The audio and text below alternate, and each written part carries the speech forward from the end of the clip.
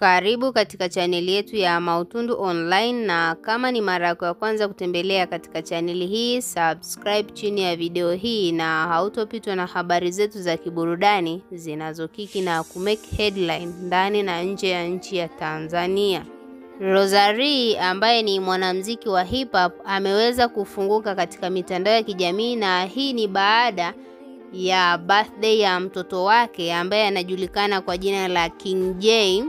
Ni mtoto wake, na huyu mtoto anadai kwamba ni moja kati ya vitu ambavyo vinampa furaha na ni historia katika maisha yake ya ujana na maisha yake ya muziki, kwa sababu ana historia ndefu mpaka kumpata huyo mtoto na kumpa jina la King J.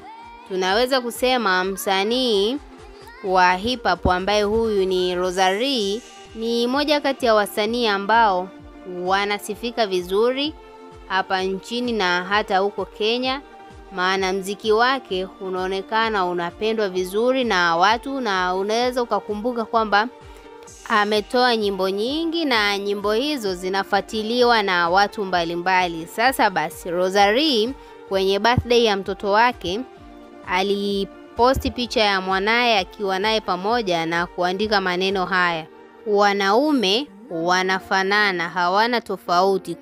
Kwa sasa sitaki mwanaume. Kuna kipindi nilipitia depression kisa mapenzi. Mtoto wangu King J ndiyo furaha yangu kwa sasa. Hayo ndo maneno aliyoweza kuyaandika Rosary kwenye hiyo posti yake akiwa na mwanae.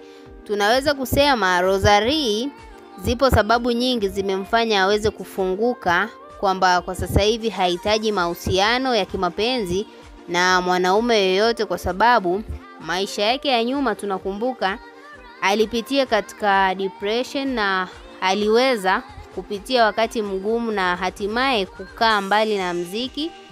Hicho kitu kilimfanya aweze kushuka kimuziki, na baadaye aliweza kupata matibabu na kuahidi kwamba hatojihusisha na swala lolote linalohusiana na swala la mahusiano, kwa sababu sasa hivi anahitaji kumlea mwanae katika maadili yanayostahiki na aweze kufanya muziki wake uweze kwenda vizuri kama alivyopanga yeye.